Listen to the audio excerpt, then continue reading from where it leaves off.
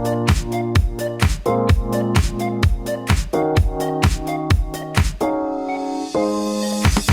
how's it going, guys? This is Dave 2D, and this is my review of the T300 Chi. So this is the latest iteration of the Transformer line from Asus, and that's their line of 2-in-1 hybrid devices that like the tablet and notebook combined into one thing. And the truth is, I have yet to find a hybrid device that I really love, like something that hits on all notes. But the T300 has a really unique design. Let's see how it does. We have the classic Asus black box. Lift the lid and the notebook is sitting there. Underneath the notebook is a storage area where they put all the accessories, and they've included an AC adapter, a micro USB cable, a micro USB 2.0 adapter, some pamphlets, and an Asus cleaning cloth. Pretty standard Asus stuff, nothing crazy. The top surface of the notebook is a really dark blue. In fact, the whole notebook has this blue color. It's a smooth aluminum finish, and combined with that dark color, it shows fingerprints like it's the new hotness. The bottom of the notebook is the same finish and the same color, and it also shows fingerprints and smudges the same way. There are 4 rubber feet here, and because I was curious, I removed the screws to have a peek inside the bottom part, but I couldn't pry it apart even with the screws off. The T300 comes in 2 parts. The first is a PC tablet running a complete version of Windows 8.1, and just look at those smudges. I was gonna wipe it and refilm, but then I thought I should leave it in just to show you how real this smudge struggle is. The second part is a wireless Bluetooth keyboard, and you can combine these 2 parts to make a notebook. In terms of ports and buttons, on the left side we have a volume rocker, Windows button, one of the 2 speakers, and a power plug. There's also a micro USB socket for charging the keyboard, but we'll get into that later. And on the right side we have a combo headphone microphone jack, a mini HDMI port, micro USB 3 port, and the second speaker. I forgot to film this while I was outside, but there is a micro SD slot on the bottom of the tablet that fits the cards flush. This is a really important port just because storage is otherwise pretty limited. For specs, the unit here is rocking an Intel Core M running at 800 MHz, a 12.5-inch IPS touchscreen, integrated Intel graphics, 128 gigs of SSD, 8 gigs of RAM, all for about $700-800 depending on where and when you buy it. The tablet part weighs a little bit over 1.5 pounds. Not a super light tablet, but it's still very comfortable to hold in terms of weight. The keyboard weighs around the same as the tablet component, so when you combine them together to make the notebook, it comes in around 3.2 pounds. It's still really comfortable to hold one-handed. And in case you're wondering like I was, it's not particularly well balanced for spinning, mostly because of that wide screen. Speaking of that screen, it's a 12.5-inch IPS touch panel, and this has a resolution of 2560 by 1440. There is a lower res version, but this is the one I have. Colors are pretty good, brightness isn't great, which doesn't help with that glossy screen, and the viewing angles are kind of mediocre for an IPS panel. Now, it's a pretty good looking screen when you're using it by yourself, but if you're using it outdoors and you're sharing it with friends or something, it becomes less good. A Spider says it has a 99% sRGB and a 76% Adobe RGB gamut. It's not the best for color reproduction or accuracy, but it's acceptable.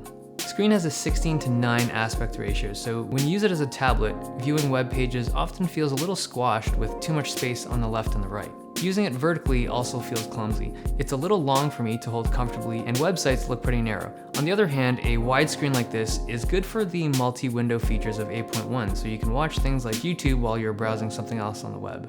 I will say though that watching movies and TV shows on a wide screen like this is pretty nice.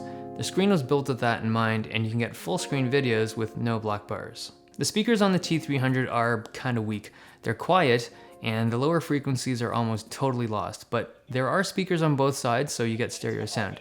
Here's what they sound like.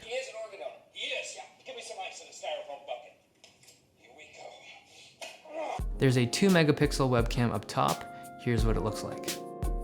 The inside of the keyboard has the same color and finish as the rest of the device, smooth blue aluminum. Keys feel good, 1.5mm travel, good spacing, and it's very comfortable to type on. I used it to type most of my emails this past week, and it's really easy to get used to.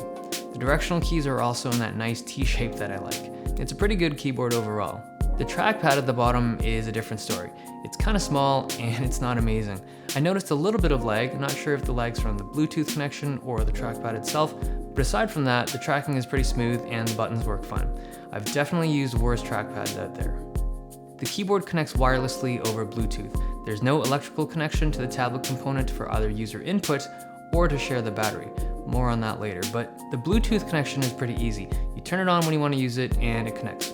The tablet and the keyboard connect at this hinge here. It's two magnetic tabs that stick out from the keyboard, and when you bring the tablet component over, it slots in securely and you're good to go.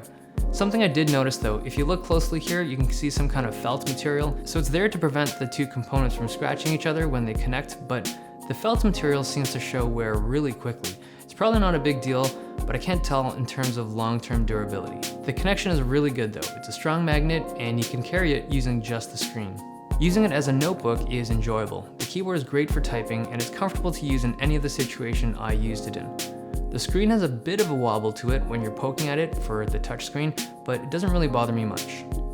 Performance is pretty good for work and just regular web use, despite just having an 800 MHz chip, and the drive speeds come in at 480 read, 300 write, so pretty respectable. There's a power button at the top of the tablet with an LED light that lights up orange when it's charging and white when it's done. The adapter it comes with is pretty small, 33 watt adapter with a super long cord. I think it's only like 9 feet or something. Charging the tablet is pretty simple, you just plug it in. But charging the keyboard is a little different. Remember, there's no wired connection between the tablet and the keyboard, so if you want to charge it with one power source, you have to use this micro USB adapter and then connect a micro USB cable to this adapter and then plug that cable into the keyboard. So in the end, you have something like this. It works, but there's wires running all over the place and it's just not a very elegant solution. If you want to plug up a mouse to the notebook, you have to use that same adapter. So I did this when I was playing some games, and as expected, games don't run that well. We're looking at like 20 frames per second for Dota 2 with everything turned down, and Counter-Strike Go is a little bit better. You get around 35, 40 frames per second, again with everything turned off. Battery life isn't great. It's a small battery, 32 watt hour, and I got around 5.5 hours of regular web browsing, YouTubing, and some work. And this was with the screen at almost max brightness. Gaming, I got around 2.5 hours, again with screen at max brightness. You see, Core M processors are low voltage and all, but the battery in this tablet is so small, and the battery in the keyboard isn't shared, so this is just what you get. If you take a look at the thermals here, there's no fan on this device, and when it's running full tilt for a while, it can get pretty warm. It's like 45 degrees Celsius at the warmest spots, probably right where that Core M chip is. I really like the idea of hybrid devices. I mean, to be able to have a notebook and a tablet in one device is really cool on paper because that's just less gear, and I really like the idea of having less stuff. But when manufacturers make hybrid devices, they often kind of compromise on either the tablet or the notebook, or in some cases they have kind of crappy versions of both. But the T300 actually feels a little different. When you use it as a notebook, because of the rigid keyboard, you can basically use it as an Ultrabook. You can use it on your lap, you can use it on your table, and basically anywhere you would normally use an Ultrabook, you can use this device. The only thing that's not great about it is the fact that you have to charge the keyboard separately. I don't love that, but that's really the only compromise that you have to make when you're using it as a notebook. When you use it as a tablet though, it's pretty good for watching movies and TV shows just because of how wide that screen is, but it's not a perfect device for just regular web browsing. The aspect ratio does make the top bottom feel a little cramped. It's not a perfect device. I would consider it one of the better hybrid devices out there, but it's still not something I could openly recommend to everyone out there. Now, if I did have to recommend it to someone, it would be for students, just because the ultra wide screen and that rigid keyboard is really conducive for student work and just student life. I think it's a pretty good option for you guys out there. But that's the end of the review. Hope you guys liked it. Questions, comments, type below. If you liked it, give me some thumbs. If you loved it, give me some subs. It's been nice, and I'll see you guys next time.